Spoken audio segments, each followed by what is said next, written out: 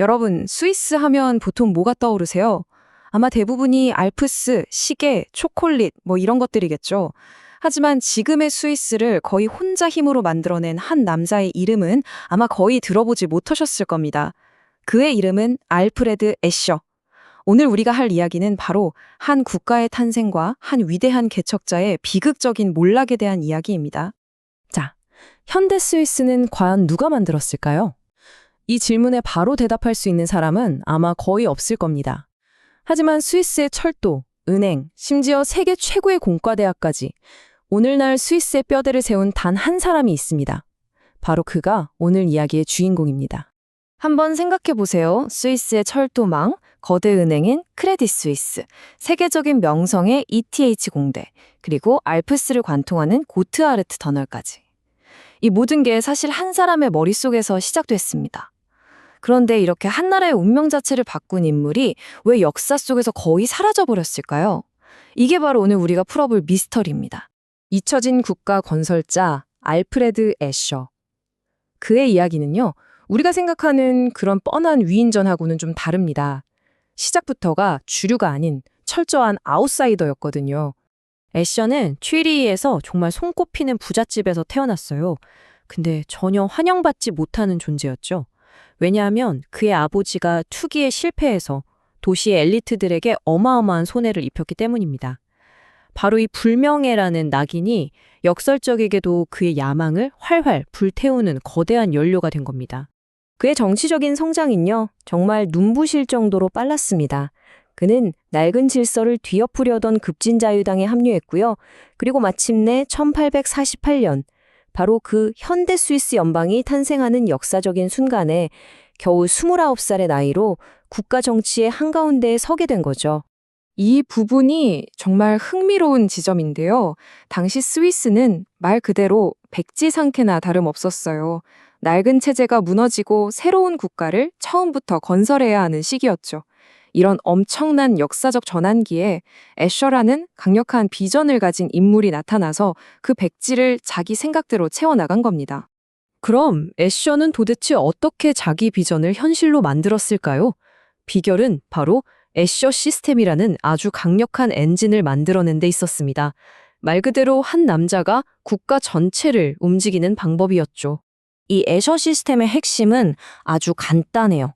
정치, 산업, 금융, 이 세 개의 거대한 권력의 축을 한 손에 딱 쥐고 스위스라는 나라를 자기 뜻대로 움직이는 거였죠. 이건 역사상 거의 전례가 없는 권력의 집중이었습니다. 그의 권력은 이 세 개의 기둥으로 떠받쳐지고 있었어요.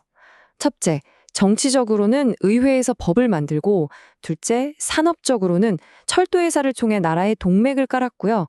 마지막으로 금융적으로는 자기가 직접 만든 은행에서 이 모든 프로젝트에 돈을 댔습니다. 이 세 가지가 서로 맞물리면서 애셔의 영향력을 정말 극대화시킨 겁니다.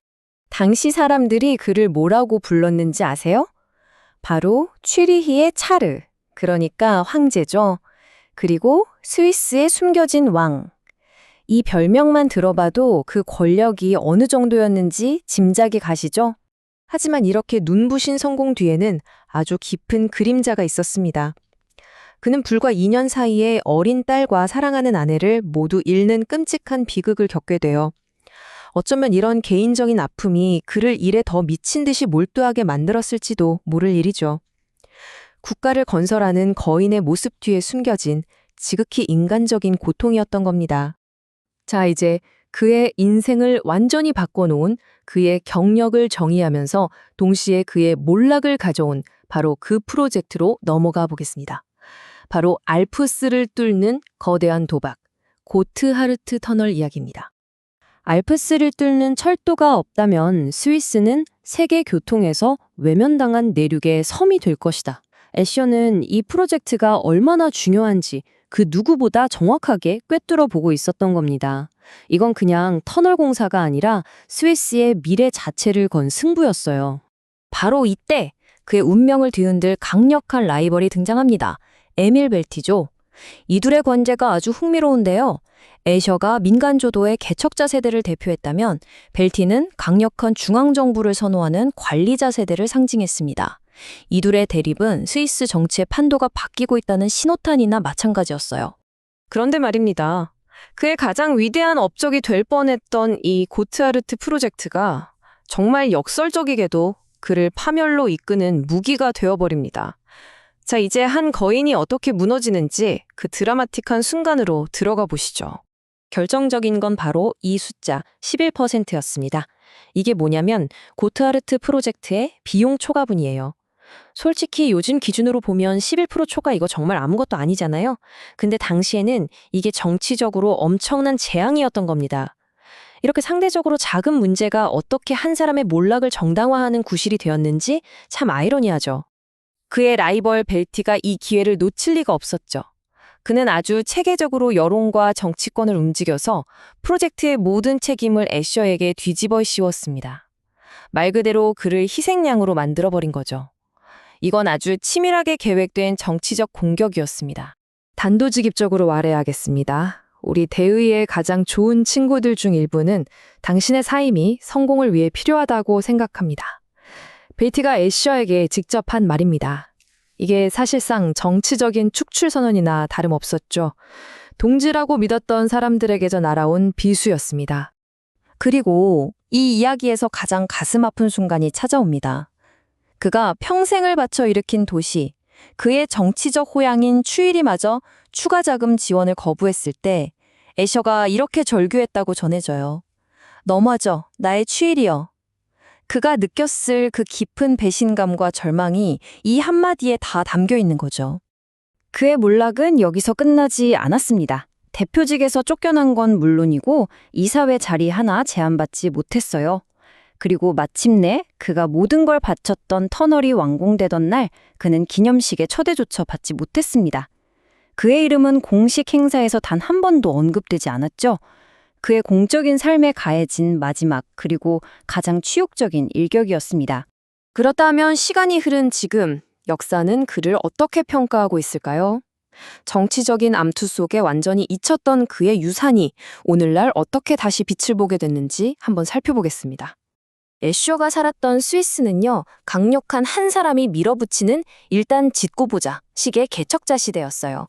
하지만 지금의 스위스는 어떻습니까? 모든 걸 계획하고 국민 투표를 하고 그 다음에야 건설하는 철저한 통제자의 시대죠.